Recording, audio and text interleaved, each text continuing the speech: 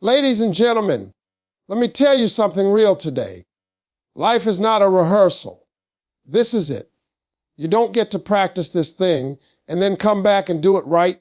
Every single year you are given as a gift, and if you waste it, nobody owes you another one.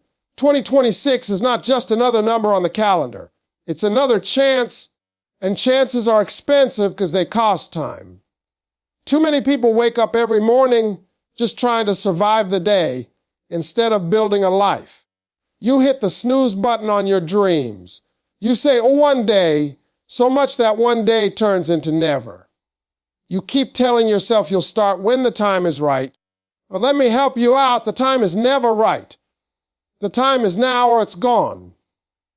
Time is the one thing you are given every single day, and it is the one thing you never get back. Money can be replaced, mistakes can be corrected, relationships can be repaired, but time is gone the moment it passes. That's why wasting time is more dangerous than losing money. You can earn money again, but you can never earn yesterday back.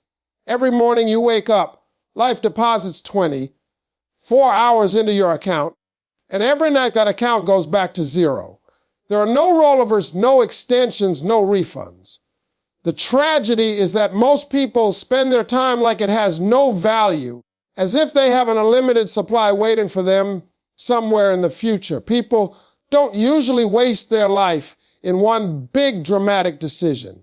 They waste it slowly. They waste it by procrastinating. They waste it by scrolling, complaining, waiting, and postponing what they know they should be doing. They tell themselves they are tired, they are not ready, or they will start tomorrow. But tomorrow is a dangerous word because tomorrow gives you permission to stay the same today. Days turn into months. Months turn into years, and one day you wake up wondering where your life went. It didn't disappear, you spent it. When you understand the value of time, your priorities change. You stop giving hours to people who don't respect you. You stop arguing over things that don't move your life forward. You stop delaying your purpose because you realize every delay has a cost. Time doesn't care about excuses. It doesn't pause because you're afraid. It doesn't slow down because you're confused. It keeps moving, whether you move with it or not. Many people say they don't have time, but that's not true. You make time for what matters to you. You find time for entertainment, gossip, and distractions because those things feel easy. What you really mean is that your goals are not yet important enough to demand sacrifice. Once something truly matters, you rearrange your life around it. You wake up earlier. You say no more often. You stop wasting energy on things that don't add value to your future. Wasted time doesn't just steal your days, it steals your confidence. Every time you know what you should do and you don't do it, you lose trust in yourself. Over time, that loss of self-trust turns into self-doubt, and self-doubt keeps you stuck. On the other hand, when you respect your time, even small wins begin to build momentum. You start to see yourself as someone who follows through, someone who takes action, someone who honors their own potential. Time is also connected to regret. Most regrets don't come from the things people tried and failed at. They come from the chances people never took, the words they never said, and the dreams they never pursued. People regret not starting sooner. They regret staying too long in places that were draining them. They regret letting fear talk them out of becoming who they were meant to be. All of those regrets have one thing in common. They are tied to time that was wasted or misused. If you truly respected time, you would treat each day like a responsibility, not a guarantee. You would start living like you have forever and start living like today actually matters. Because it does. The way you use your time is the way you use your life. Every focused hour builds something. Every wasted hour takes something away. The choice is being made daily, whether you are conscious of it or not. Fear is one of the quietest thieves of human potential. It doesn't always announce itself loudly or show up as panic. Most of the time, fear sounds reasonable. It tells you to be careful, to wait a little longer, to avoid embarrassment, to play it safe. It disguises itself as logic, but underneath it is the same force that has kept millions of people living far below what they are capable of becoming. Fear doesn't have to stop you completely to win. It only has to slow you down enough that you never fully try. Many people are not afraid of failing. They are afraid of being seen failing. They worry about opinions, criticism, and judgment. They imagine what others will say if they don't succeed, and that imagination becomes stronger than their desire to grow. So instead of risking failure, they choose familiarity. They choose routines they don't love, jobs that don't excite them, and dreams that stay locked inside their minds. What they don't realize is that the pain of regret lasts much longer than the pain of failure ever will. Fear creates the illusion that staying where you are is safer than moving forward. But staying still has its own cost. While you are standing still, time keeps moving. Opportunities pass. Skills confidence weakens. What once felt safe slowly becomes suffocating. You start to feel frustrated, restless, and unfulfilled, not because you are incapable, but because you are living beneath your potential. Fear doesn't protect you from loss. It guarantees a different kind of loss, the loss of who you could have been. One of the most dangerous effects of fear is how it shrinks your vision. You stop thinking big. You stop imagining better.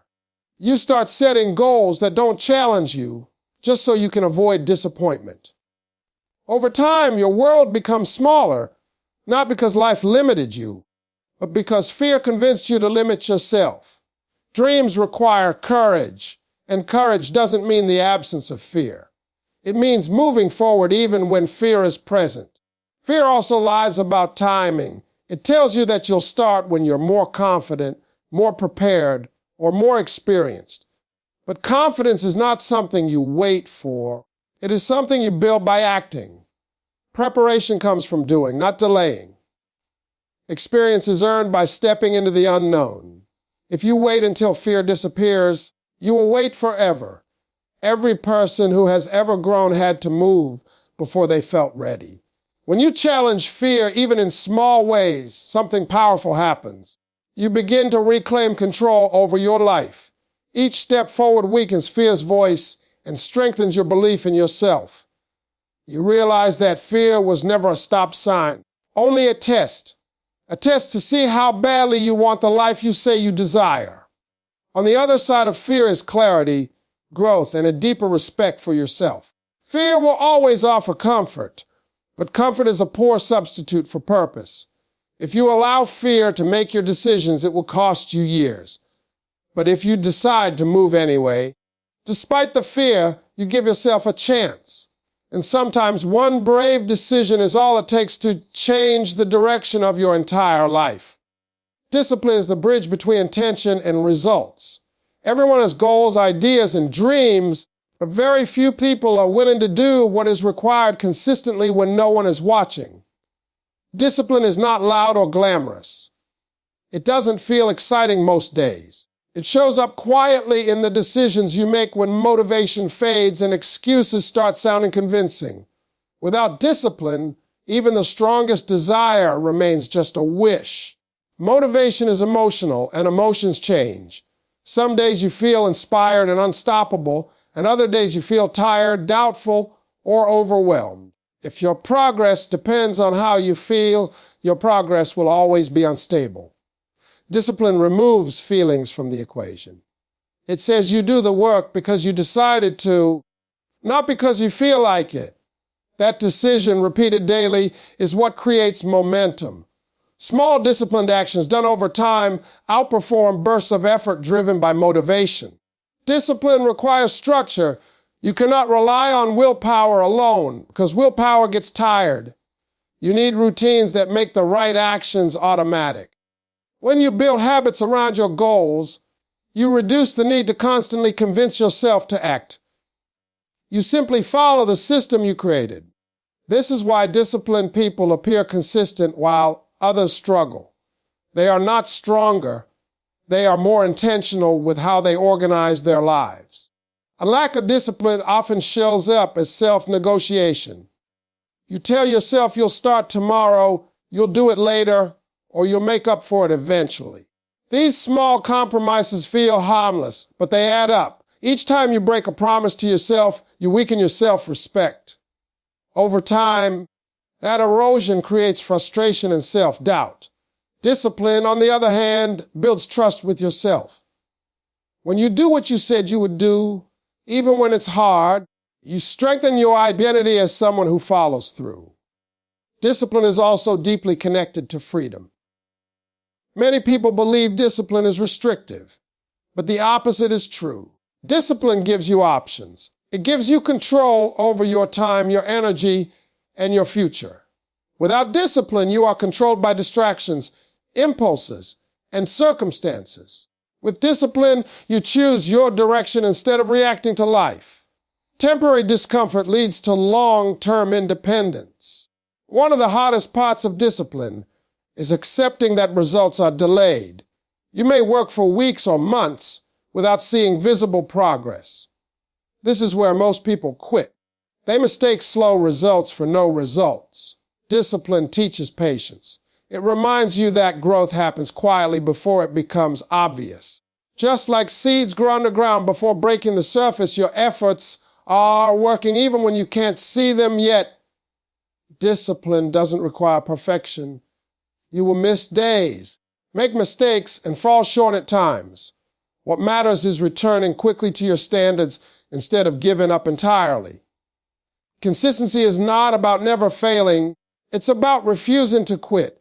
Each time you recommit, you strengthen your discipline muscle. Over time, what once felt difficult becomes normal, and what once felt impossible becomes achievable. Your environment is shaping your life, whether you are paying attention to it or not. The places you spend time, the people you listen to, and the conversations you engage in are quietly influencing your mindset, your habits, and your expectations. Many people try to change their lives without changing their environment, and then they wonder why nothing sticks. You cannot expect to grow in the same conditions that are keeping you comfortable and stuck. Human beings adapt quickly to what surrounds them. If you are constantly around negativity, complaining, and small thinking, it slowly becomes normal to you. You begin to accept limits that were never meant for you. On the other hand, when you place yourself in an environment where growth is encouraged and effort is respected, you start to rise naturally. Your standards elevate without you forcing them. Environment works on you even when you are not trying, which is why it is so powerful. One of the hardest truths to accept is that some environments drain you instead of developing you. This doesn't mean the people or places are bad, but they may no longer be aligned with where you are trying to go. Growth often requires distance, and distance can feel uncomfortable.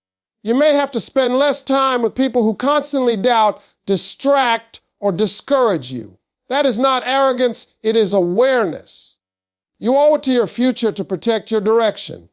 Your environment also includes what you consume mentally, the music you listen to, the content you watch, and the words you repeat to yourself all play a role in shaping your reality. If you constantly feed your mind with fear, drama, and low expectations, it will be difficult to act with confidence and clarity. What you consume eventually becomes what you think, and what you think influences how you act. A powerful life begins with intentional input. Physical spaces matter as well. A cluttered environment creates a cluttered mind. When your surroundings are chaotic, your focus suffers. Order creates clarity. When you organize your space, you send a message to yourself that your life is worth structure and care. Small changes, like cleaning your workspace or creating a quiet routine, can have a surprisingly strong impact on your discipline and productivity. Your environment can either support your goals or sabotage them. If you want to grow but your surroundings constantly tempt you to stay the same, you will always feel like you are swimming upstream. This is why successful change often begins with changing who and what you are around.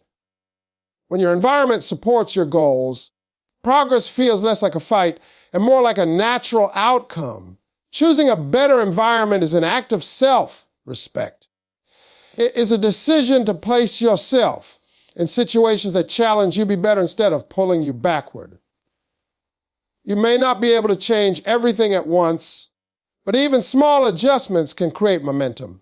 Over time, those changes compound, and you begin to realize that the environment you once thought you needed to escape is no longer controlling your future. Faith without action is comforting, but is also limiting. Many people believe deeply, hope sincerely, and pray consistently, yet their lives remain unchanged because belief alone does not produce results. Faith is meant to move you, not replace effort.